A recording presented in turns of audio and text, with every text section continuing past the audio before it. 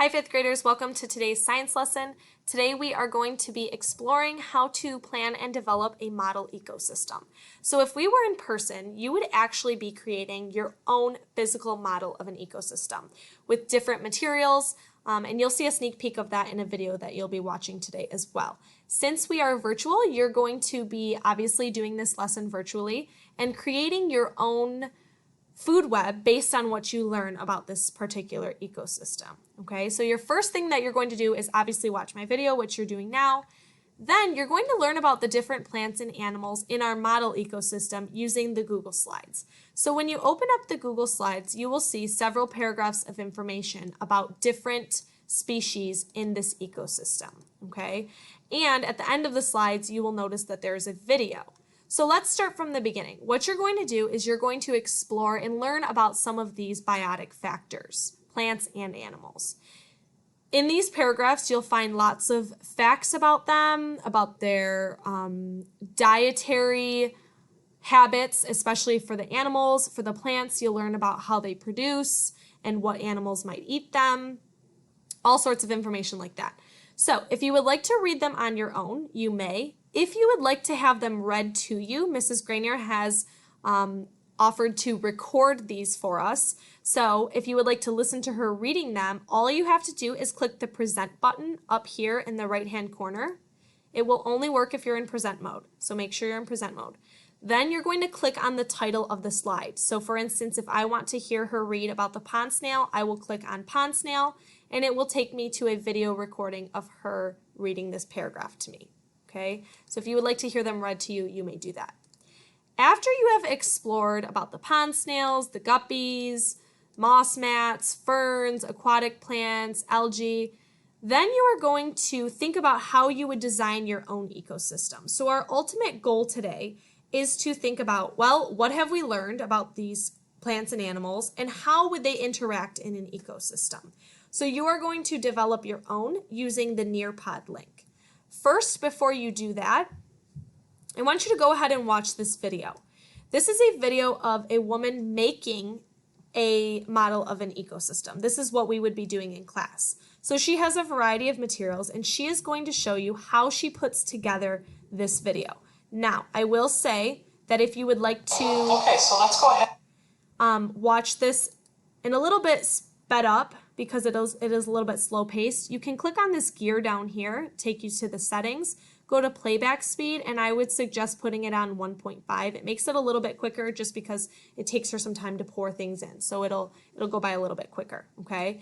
So you're going to watch this video and listen to how she talks about the interactions of the algae and the plants and the snails and the water, all in that mini ecosystem.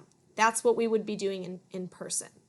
Then, once you've seen her demonstration, you are going to get out of the slides, and you're going to go back and click on the Nearpod link. So after you've explored all of the ecosystem biotic factors, you're going to go into the Nearpod lesson.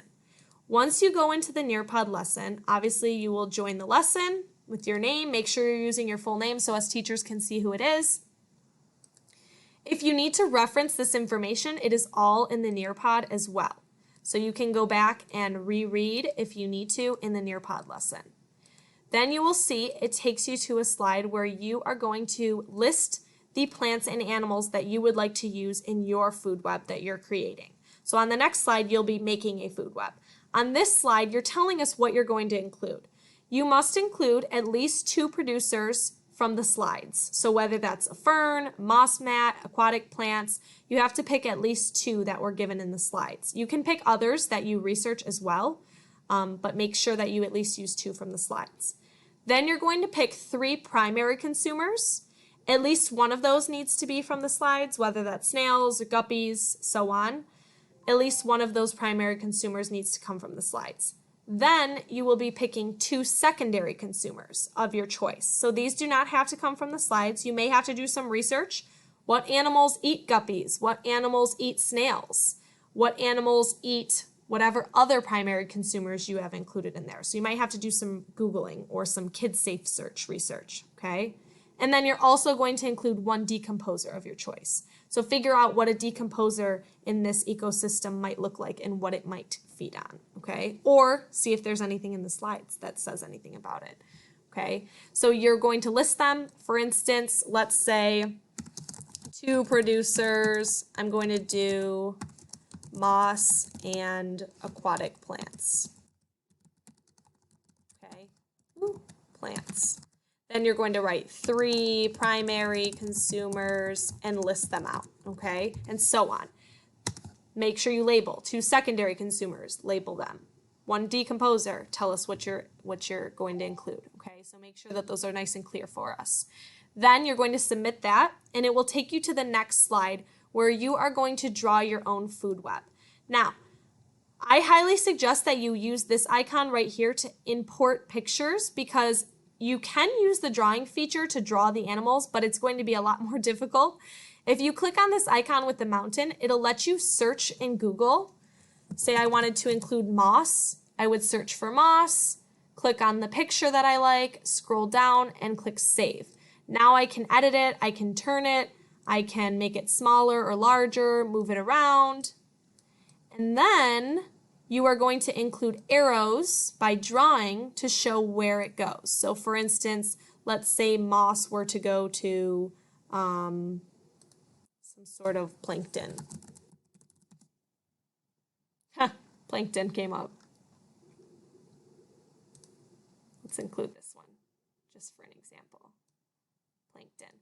Make sure the arrow goes in the direction of where the energy is going, as you've learned in your previous lessons.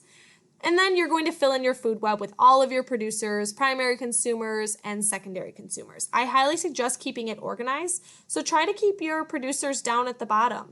Try to keep your primary consumers right in the middle. And then keep those secondary consumers at the top and a decomposer as well. So make sure you're thinking about A, what you want to include in your food web, B, where is the energy flowing? Make sure those arrows are pointed in the right direction. And if there are different species that eat multiple things, for instance, say you find guppies eat both moss and plankton, let's just say that's an example, then you would have both arrows pointing to that guppy, okay? Because you want to make sure, remember, in a food web, there are different interactions and it's sort of like a woven web as opposed to just a food chain. So some of yours might be overlapping, so be sure to include that in there as well, okay? You can feel free to put a text box in and label moss. As a matter of fact, I would like you to do that. Make sure that you make a text box underneath to show what each picture is of. For instance, I might not know that this is a photo of plankton, but you can put in a text box right below it and type in plankton. Okay? Put that down below. And when you're finished with your food web, you will submit it. And then you are done for today. All right, let us know if you have any questions.